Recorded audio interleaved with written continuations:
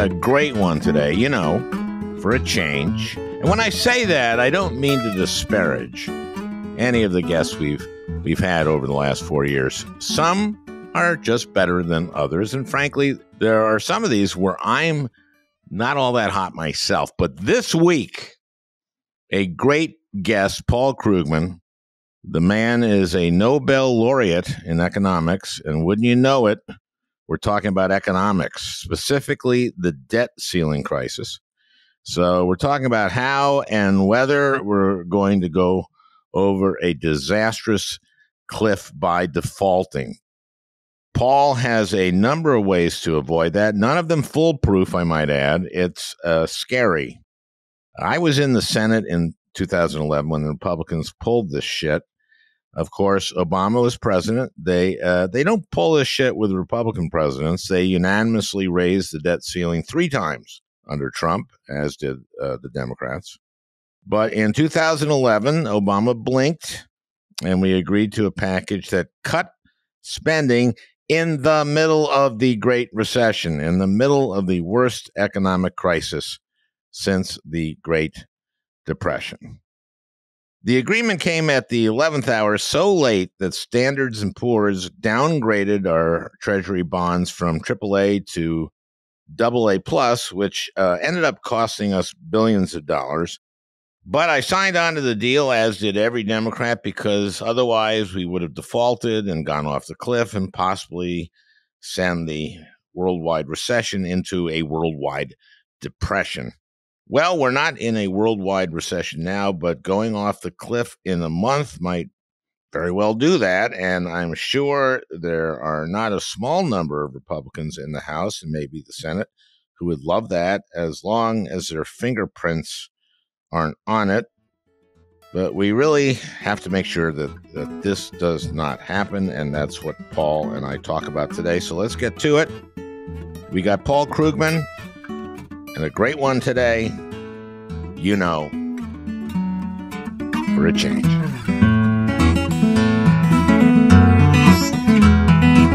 Paul, thanks. Sure. Thanks for talking about the debt ceiling. Democrats are trying to do a discharge petition in the House. You want to explain that? Okay. Yeah. Let me say, I've been trying to make a list of ways we get through this, none of which actually involve making a deal with Kevin McCarthy. And have you given them to Chuck Schumer? There is a procedure. So, basically, it seems likely, though not certain, that if this thing actually went to a vote on the floor of the House, that there would be 5 Republicans who are sane and not completely craven. We don't know that for sure, but it seems likely that there are that many who, if given a straight up or down vote, shall we raise the debt ceiling, would in fact vote to raise it. But McCarthy won't let it come to the floor of the House. So there is this arcane procedure which lets you bypass the Speaker of the House and bring a bill to the floor, which would probably get us through this moment. The thing is, it requires a majority of House members to sign a petition. So you have to get 5 Republicans who would be willing to stick their necks out far enough to sign the petition, which is discharge petition. The discharge petition. And so it's a bit of a long shot. Didn't 4 vote against the package? Didn't it pass just by 1 vote? Yeah, but the substance of the particular package should be irrelevant, and I think is not the point. It's probably easier if there's actually a vote on the bill. Then it's probably easier to find some vertebrates on the Republican side of the House. But isn't it, in the end, since you say it doesn't really make any difference, isn't it at the end the same thing? I mean, yeah, you would think so. But signing a petition that's being advanced by a Democrat might be a little harder. But I have no idea whether this can work. But it's certainly, I think, it would be in some ways the cleanest resolution. We just sort of say, hey, let's have a vote. Hey, kids, let's put on a show. Let's have a vote, and the debt ceiling gets raised, and end of story. That's, I think, probably what Biden would like most, and is one of the what I think of are four routes through this, but it's probably not going to happen. How fast could that happen? I have no idea. The Democrats apparently think that it could happen fast enough. Yeah, as I understand, it's difficult to get one through. You were thinking of other ways of doing this without going off the cliff. Yeah. So route number two, the whole debt ceiling thing is fundamentally crazy because it allows Congress to give mandatory contradictory instructions to the President of the United States. On the one hand, you've passed legislation that says spend this much, tax this much. And then you have additional legislation that says, but you can't actually borrow to cover the difference if the spending is bigger than the taxes. And the 14th Amendment says the full faith and credit of the United States shall not be called into question. So one possibility is that the Biden administration, or I guess it would be Janet Yellen basically as Treasury Secretary, would say, well, look, as far as I can make out, this debt ceiling thing is unconstitutional. My constitutional duty is to carry out the spending and taxing legislation that has been duly enacted by Congress and signed by the president. The question that comes up in my mind is who makes the final decision on that, and is it the Supreme Court? Well, it might go to the Supreme Court, and maybe the Supreme Court would expedite, but maybe not. So maybe it gets tied up in litigation for years. Where? I think there's an element in all of these things of who wants to be the person who is responsible for crashing the world economy. And that's, of course, what we're talking about. That explains why going over the cliff on the debt ceiling, I'm mixing metaphors, cliff and ceiling, but I know. Everyone knows what I mean. Why that is a disaster. Okay, so there's a simple story, but that's probably secondary. A simple story is, well, it would force an immediate cut in a lot of U.S. government spending. So it would be as if you had an abrupt, massive austerity program imposed that would be kind of catastrophic. It would also disrupt the operation of the federal government, which ain't great. But even bigger than that probably is that the whole world financial system runs on U.S. Treasury bills. It's the reserve currency of the world. No, it's not not strictly speaking. Reserve currency is, governments holding stashes of it. Now, this is more about the private sector. If you're making a deal and you want to be absolutely positively certain the buyer will make good on his promise to pay, you require collateral. And the ultimate collateral, the safest thing in the world, is a 3-month U.S. Treasury bill. And that's what people do. It's Treasury bills are so critical as collateral that once in a while we get times when interest rates on them go negative because there's a shortage and people are bidding to have them. And, they're better than cash. If you suddenly say, okay, the safe asset which underpins every transaction practically that goes on, not quite, but, underpins a lot of what goes on in the world economy, the world financial system, the safe asset is actually now a dubious IOU that may or may not be honored, then all hell breaks loose. It could easily be worse than the 2008 financial crisis. This is something that you really are not supposed to mess around with, which is, of course, what's on the line right now. And they did this in 2011. I was there when they did that. But in 2011, Obama allowed himself to be bullied, to basically say, well, okay. Right, we agreed. He agreed to the sequesters and cuts in a lot of stuff. And Biden has said, I won't negotiate that stuff. But how does he do that other than with the number of ways you're talking about? Yeah, that's right. One way or another, he has to, I think, has to be prepared to do an end run around the debt ceiling. So, unless they can get the discharge petition, but other than that, then, so one end run is just to say, my lawyers have advised me that my constitutional duty requires me to ignore this thing. That appears to be a live possibility. That's the Yellen thing. That's the 14th Amendment. Yeah, well, that's what, there are news stories appearing on this. And what you have to bear in mind is that this is presumably smoke signals being sent up, that they are actually these are not real leaks. These are deliberate. They're sending a signal to the Republicans that says, we are not going to make a deal here, and we're prepared to do whatever it takes to just tell you to go to hell. That we can do this. So that's possibility number two, and that's I'm not a constitutional lawyer.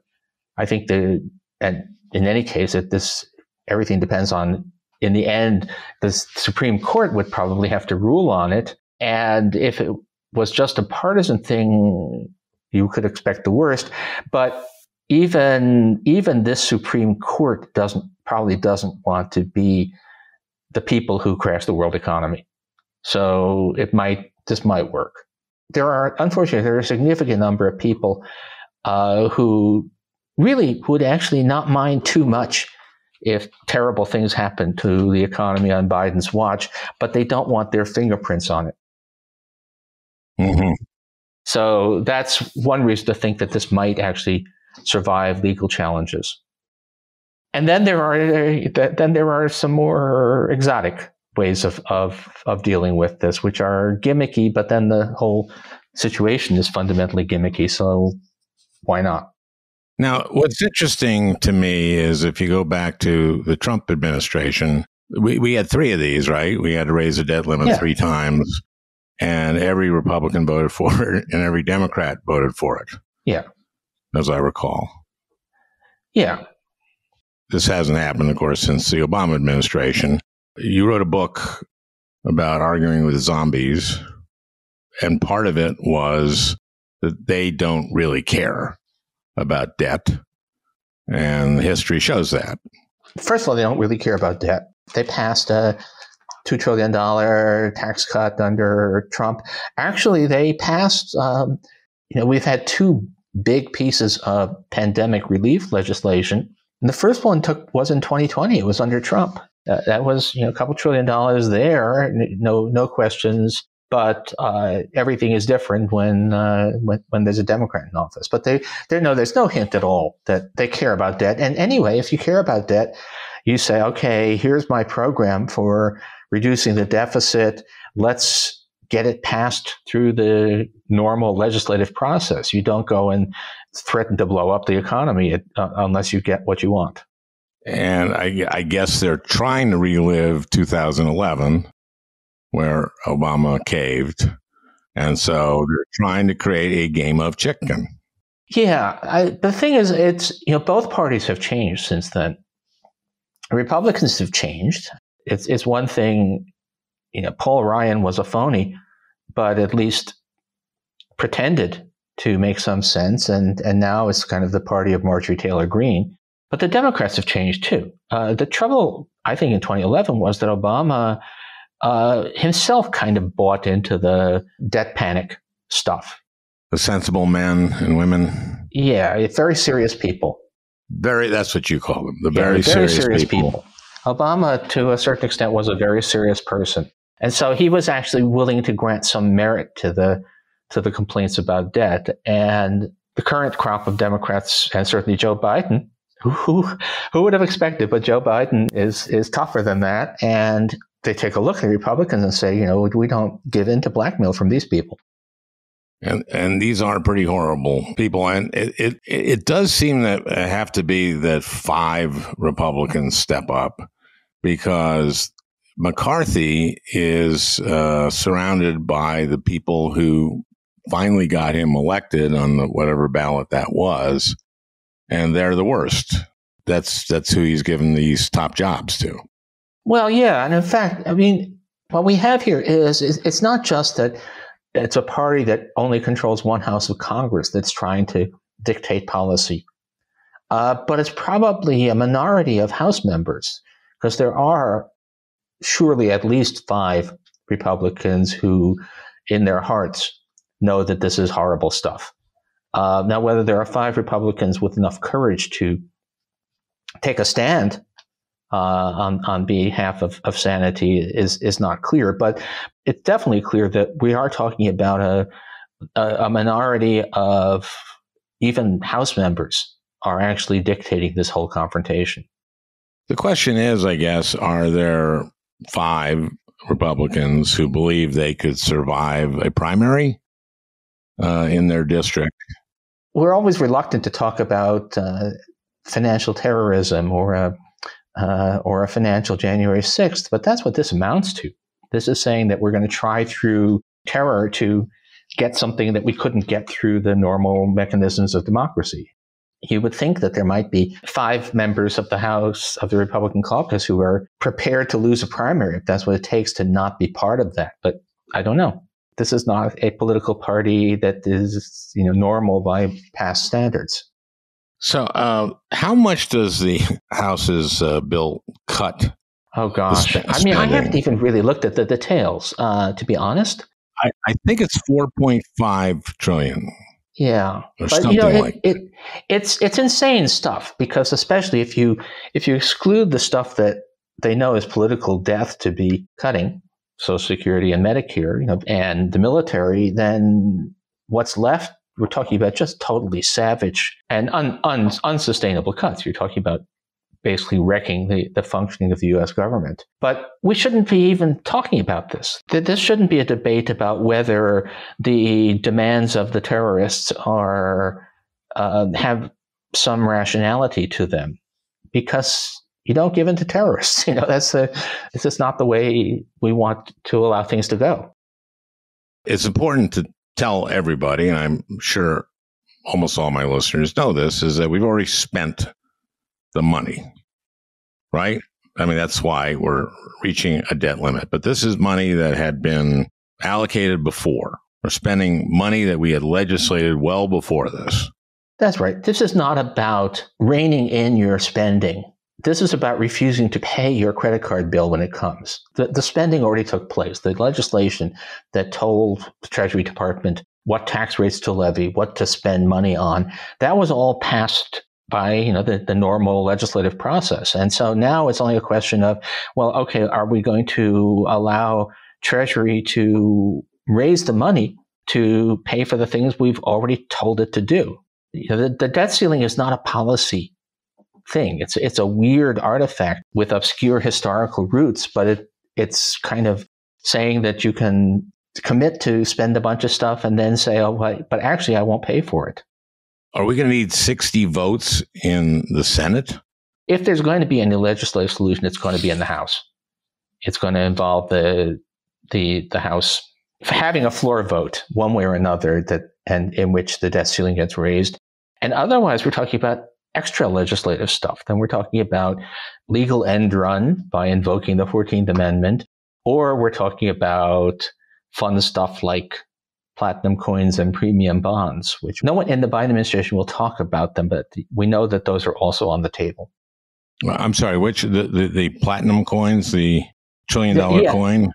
The platinum coin is one, yeah. So again, I'm not sure how many listeners know this, but there's a piece of legislation that was enacted, I don't know when, but it says that the Treasury Department may issue platinum commemorative coins in any denomination it chooses. And that's all it says. And there's, it was clearly intended to have coins that celebrate the Charles Lindbergh or something like that. But that's not what the language says. And so you can mint a coin that says on it $1 trillion, and it's a $1 trillion coin. So the compromise here could be the $1 trillion coin, but the very, very hard right-wing anti-Semitic Republicans say it has to be the Lindbergh coin. That's right. Or maybe something, we could mint a coin with Vladimir Putin's face on it, whatever. And but it says $1 trillion. And then you very carefully carry the coin over to the Federal Reserve and deposit it at the U.S. government. Gus, do not lose this coin. That's right.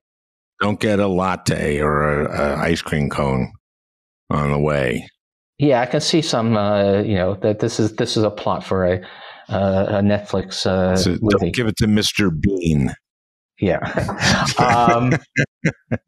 And then you have $1 trillion in the federal government's bank account, and it can then spend the money from the bank account. That only gets you so far, because we have, we're 31 trillion in debt? Is that where we are? Yeah, but first of all, there's nothing that says it has to be $1 trillion, and there's nothing that says it has to be just one coin. You can just keep minting trillion-dollar coins as long as necessary. And it doesn't even mean that the Fed has to print money, because the Fed can, to use the term of art here, can sterilize the impact by selling off some of the Fed owns an enormous amount of U.S. government debt. So the Fed can just sell off U.S. government debt, which is actually, it's just borrowing through the back door. It's saying that instead of us selling bonds, we'll have the Fed sell some bonds, and everything just continues perfectly normally. So we're fine. And it's crazy. I mean, this is not what the legislation was intended for, but then the debt ceiling was never intended to allow extortionism by one party either. So I don't see why this is not a possible solution. Well, why do a lot of people think it's not possible? There is a question. Yellen has raised this. Will the Fed accept the coin? So this does depend upon the Fed accepting this as a valid deposit. But I think, again, the rule is, who wants to be the person who crashed the world economy? So does Jerome Powell, chairman of the Fed, say, no, I refuse to accept the coin, in the full knowledge that in so doing he crashes the world economy? And I think the answer is probably not, but that is a concern. And it sounds silly. And if there's one thing that most government officials hate, is, especially bankers hate, they hate sounding silly. I think there are objections, but they appear to be more sort of image and emotion rather than legal objections. Well, I mean, again, is it possible this goes to the court in any way? Yeah. Again, it might go to the court. So do you want that? How long does the court take to decide? And yeah, I mean, any of these different odd proposals that I shouldn't call them odd. What should I call them? Unorthodox. Exotic. Thank you. Thank you. That's heterodox. That's a good word. Heterodox. I should mention that there's another one which actually sounds a little bit less silly than the coin. The $1 trillion bill. No, it's the premium bonds. And this is one that hasn't gotten as much public play, I think, because it's less fun to talk about, but it's actually very clever. What is a U.S. government bond?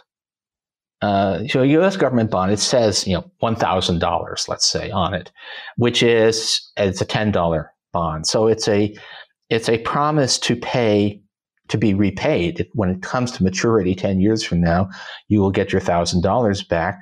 But along the way, you will also receive interest on it. There's a coupon that's paid every year.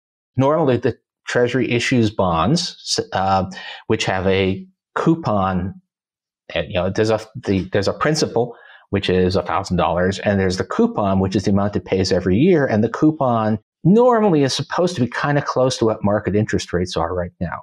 So right now, with 10-year bonds yielding something a little under 4%, you might have a $1,000 bond that pays $40 a year, 4% each year during the life of the bond.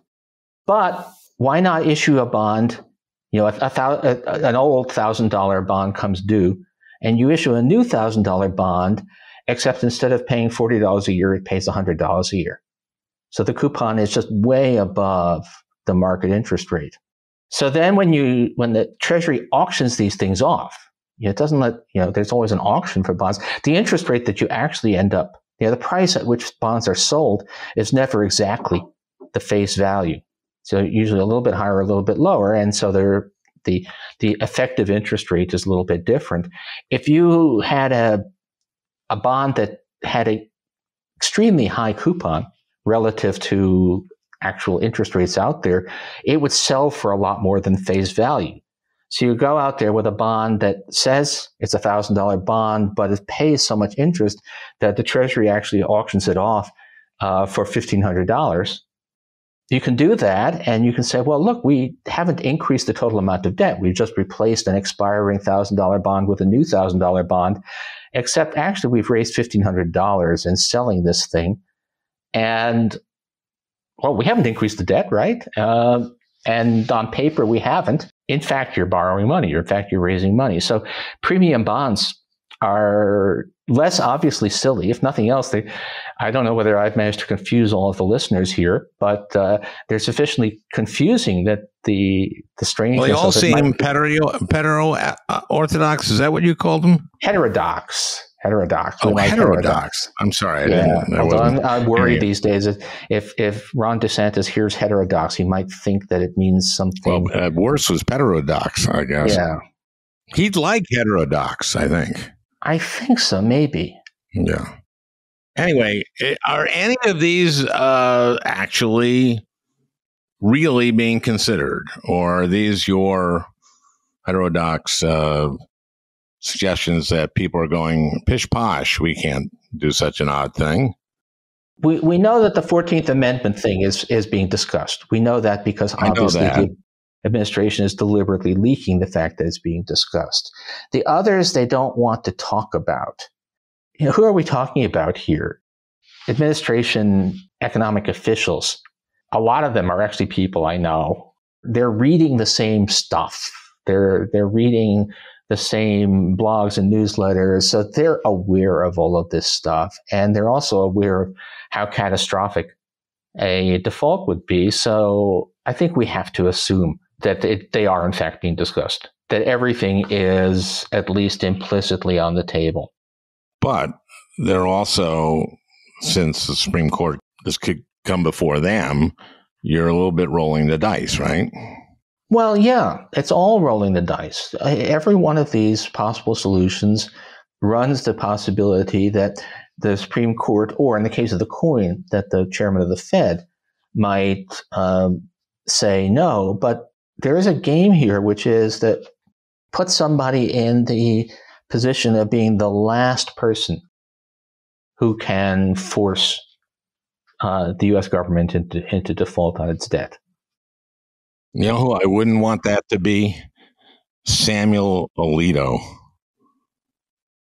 Well, yeah, that's right. I mean, but the question is, are there two Republicans on the court who do not want to be responsible for blowing up the world? What a crazy situation we're in now. But as best I can make out, the game from the point of view of the Biden people is to frame this as, do you want to be the villains in this piece? Well, they did say they would not negotiate, right? That's right. They've said from the beginning. And also, once you do negotiate, then you have to negotiate the next time. That's right. Because you've shown, after saying we will not negotiate, that we will negotiate. Yeah. So because we negotiated in 2011, the question was, would they have gone off the cliff if at a certain point we said, no, we're keeping the same level of, same tax rates. No, we're not agreeing to these cuts. And if you want to go over the cliff, it's up to you. And the question was, would they have done that? We don't know, but it is a real question. With this group, we can't be so sure of that. But on the other hand, if you do negotiate with them, that means you'll always have to negotiate with them when there's a Republican House or Senate and a Democratic president. Yeah. My assumption is that negotiating with McCarthy is simply a lost cause. There are times when I even suspect that Joe Biden might be welcoming this confrontation. They might be looking for an opportunity to show up how crazy the other side is. Well, they look pretty crazy, and they seem to be unable not to play into looking crazy, which is why he had the strongest midterm of any president since Bush after 9/11, and before that, Roosevelt in 1934. So that hand wasn't played well by the Republican Party with the president in the low 40s. Yeah. So, but who knows? I get lots and lots of mostly financial newsletters who all have very confident predictions about what's going to happen. And the problem is they're all different. The last couple of days, my inbox has, for sure, they will actually, in fact, reach a deal with the Republicans that will include some spending cuts, which I don't I don't believe for a minute, but that's what they're, or it's going to be 14th Amendment, or not many people predicting the premium bonds or the platinum coin, but I don't think you can rule those out as possible answers as well. Well, I'm curious what the negotiation for lower spending would look like, and that would look like a victory for the Republicans. Yeah. And again, this is not something they would do when Trump was president. And let's talk about the accumulation of debt over the years and who's more responsible for that, Republican administrations or Democratic administrations. And I believe I know the answer to this.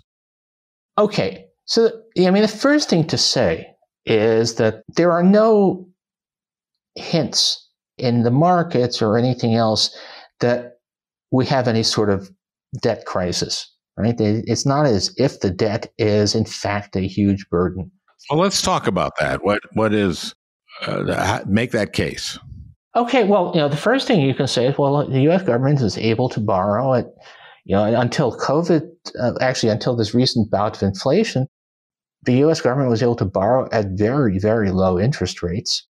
And they've gone up some now because the Federal Reserve has been raising interest rates to fight inflation, but they will probably go back down again afterwards. So there was no hint that people were afraid to buy U.S. bonds because they thought we would default.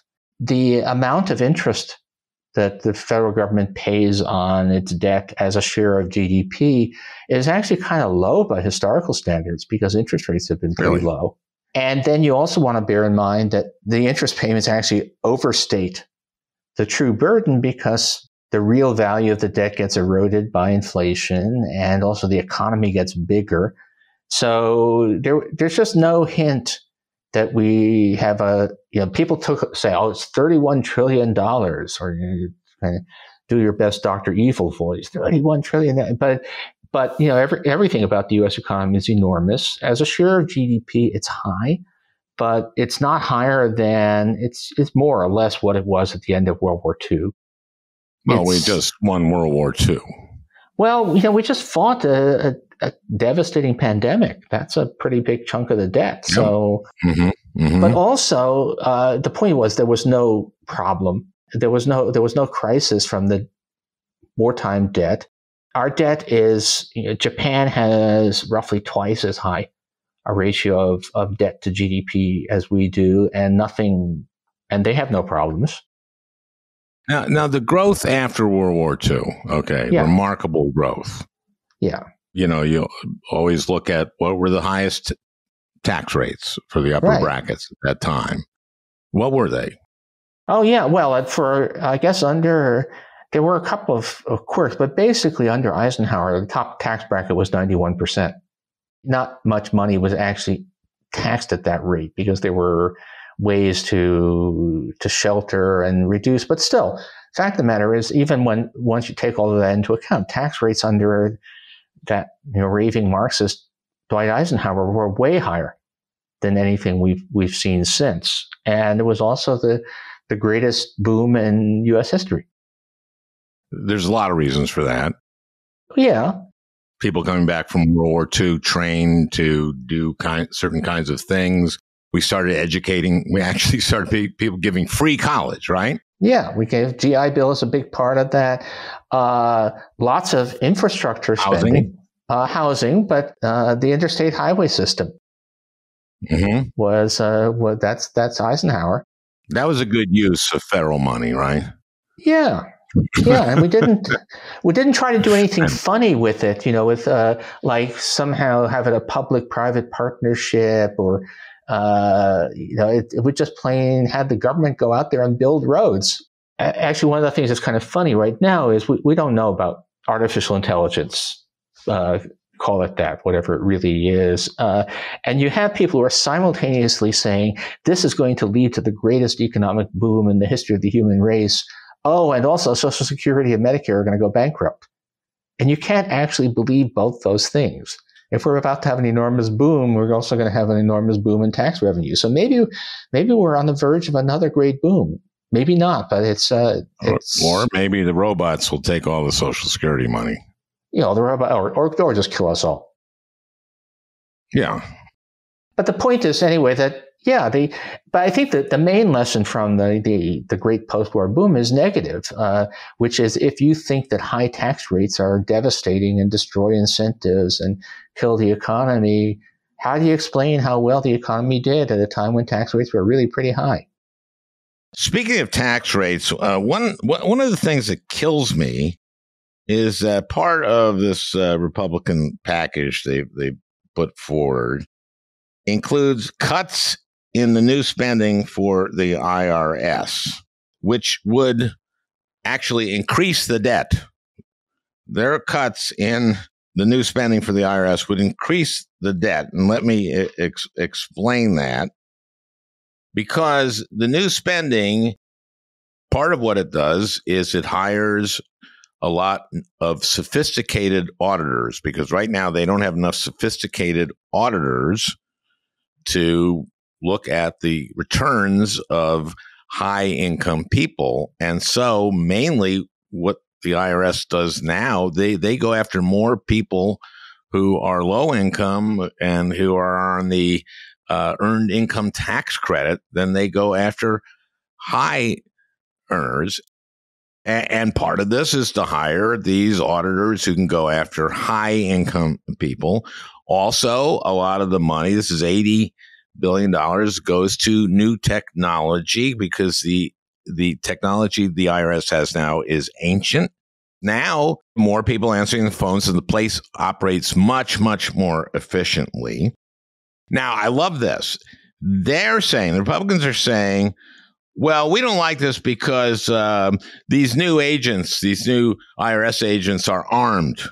They're armed agents. And yeah, there are 200 new IRS agents who will be armed, but they're armed because they're going after people who are armed, like drug dealers and stuff like that, who should pay their taxes. Now, what kills me here is that they're also saying, well, they're going to go after normal people, not just the low-income people now. Well, yeah, normal people should also pay their taxes. So if it's normal income, people should pay their taxes, and so should people over $400,000, which they're going to be focused more on because they have more complicated tax returns and they need these more sophisticated auditors. And that's what this money is for. So when the CBO scores what the Republicans in the House did cut in this $80 billion, it actually costs the government about $220 billion or more in lost revenue. Is that correct? Yeah, and there are, and a lot of people I talk to think that's an underestimate, that the CBO is being deliberately conservative, because we know that there's a lot of tax evasion out there. And the tax evasion that matters is by high income people, because they're the people who should be paying a lot of taxes. And so making it possible, giving the IRS the resources to go after tax evasion is a money-making deal for the government. And since tax evasion is overwhelmingly an issue for the 1%, the public should be cheering this on. Republicans are basically saying that tax evaders are our kind of people, and we want to protect them from enforcement. How should we reform our tax code to reward work, as we always should, but on the other hand, get rid of parts of the tax code that have been written in to make people at the very, very, very top pay nothing? That's a very tax. I know it's complicated, tax policy but you got a Nobel Prize, man. Yeah, but I have to say, not in that. And I have to say that's one of the areas where Okay, no, I mean, seriously, that one of the areas where I actually do reach out to people who actually know something. I think I'm okay I'm certainly okay on international trade and really good on that. Yes. And health policy, but tax policy is, because tax policy is not about fundamental rules about how the world works. It's about the insanely detailed specifics of legislation. The basic problem that we have with our tax system is that we've got it set up in ways that favor unearned income. That is a unearned, not in the moral sense, but in the sense that it's not a paycheck. If you're my favorite line of the movie Wall Street, if you're a $400,000 a year working Wall Street stiff, drawing a salary, then there's really no, you're paying the full freight. Or if, for example, you're a columnist and college professor with some textbook royalties, you're paying the full freight of taxes. But if you're a private equity manager or a real estate developer, there are lots of ways that you can end up not paying the same tax rate as people who are just working for a living in the ordinary sense. And those are the loopholes that we really should close. But I imagine those people contribute a lot to but certain committees. Yeah, they contribute politically. There's the revolving door. It's always upsetting. Even when a Democratic administration, if you ask, what do people do next? An awful lot of them end up in the financial industry. It doesn't have to be explicit corruption. No, it's not at all. But you've been in the government, and my gosh, you know your way around and have relationships, and you're very valuable to us here at. Yeah, and it propagates backwards because even if you're not consciously saying I want to make policies that will be friendly to my future employers, it probably ends up happening. And also, I'll just tell you my own experience having had meetings, with. Particularly during the Obama years, you'd go in and we'd have these meetings where economists and officials and Wall Street types would be there. And the Wall Street types tend to be personally very impressive, and they have really good tailors. But it's not unbreakable. The fact of the matter is that Obama did actually quite significantly raise taxes on capital gains. That's one of the main ways we paid for Obamacare. So it's not as if these are, what the 1% wants, the 1% always gets. It's always going to be less than you want to, but that doesn't mean you can't get something. We had 60 Democratic senators at one point. Yeah, I know, but like we've learned, actually, Obama could have done a lot more if he'd been willing to just use reconciliation. Yes, I never quite understood that. Yeah, with all these explanations of why they couldn't, or it would be a problem, and then when Republicans took office, they immediately just rammed through all this stuff with 51 votes. So I don't think that's and Biden did. If you actually take a look at the Inflation Reduction Act, that includes some significant tax hikes. It includes a lot of stuff that Republicans hated, and it was done with 50 Democratic senators plus Kamala Harris.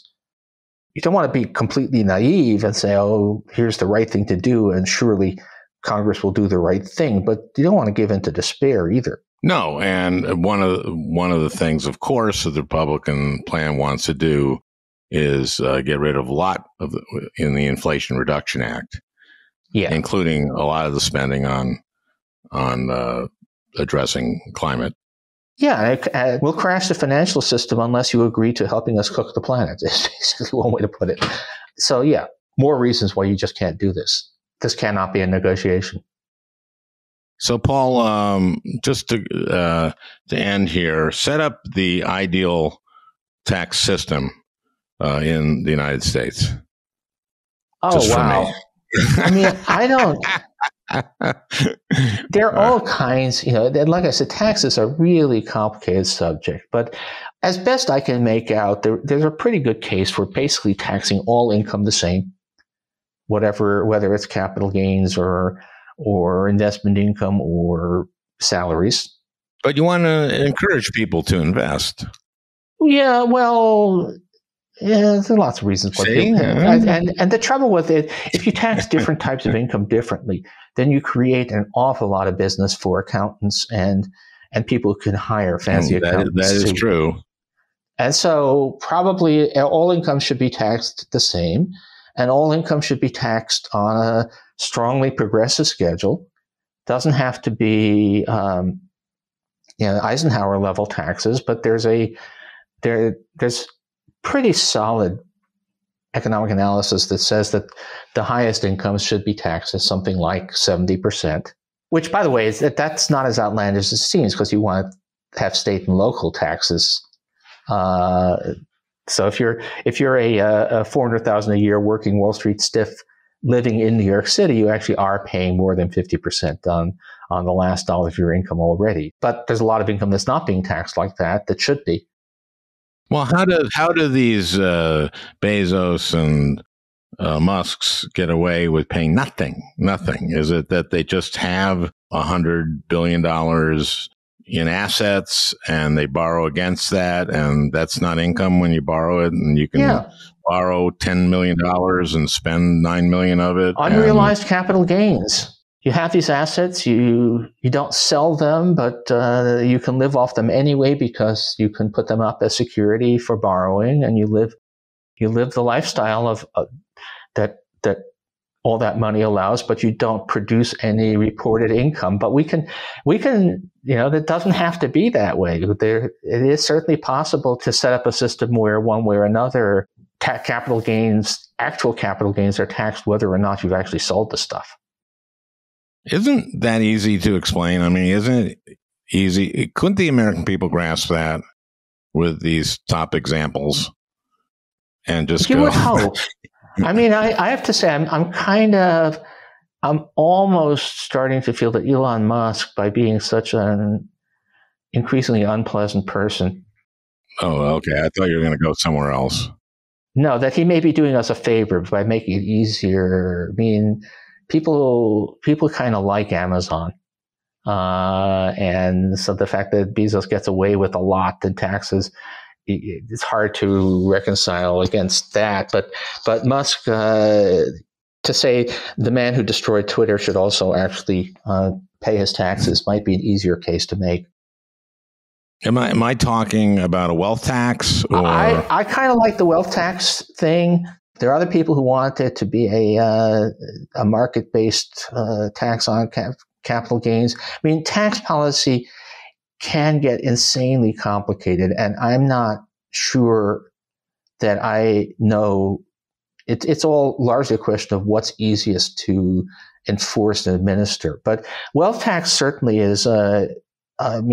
The people, when Elizabeth Warren had her wealth tax plan, that was a plan that was put together by some of the people I trust most to really understand this stuff. So, sure, whatever works. If we agree on the principle, then we can probably find a way to make it work. Because I think we could do a lot more with our budget and with our economy if we did this right, if we did taxes in a logical, fair way.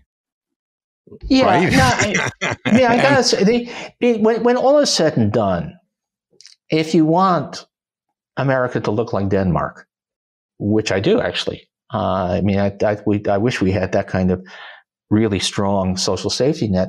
You probably can't, even if we are much more successful at taxing the rich, that's not going to be enough money for that full range of benefits. And so if you look at countries that have really generous social safety nets, they also have high value-added taxes to pay for them. And in the end, to get the kind of society that I want. So value-added taxes do hurt people at the bottom, right? Yeah, value-added tax is basically a national sales tax, and everybody pays it. Now, it's well worth it if you're an ordinary citizen of a Nordic country. What you get in the form of security and healthcare and childcare, education, it's well worth the higher taxes you pay. But yeah, we can't do all of this without taxing the middle class. But let's start by going after the fat cats, and there's a significant amount of money there, enough to pay for a lot of stuff. Amen. Well, Paul, thank you for walking us through this. Okay. Next month should be interesting.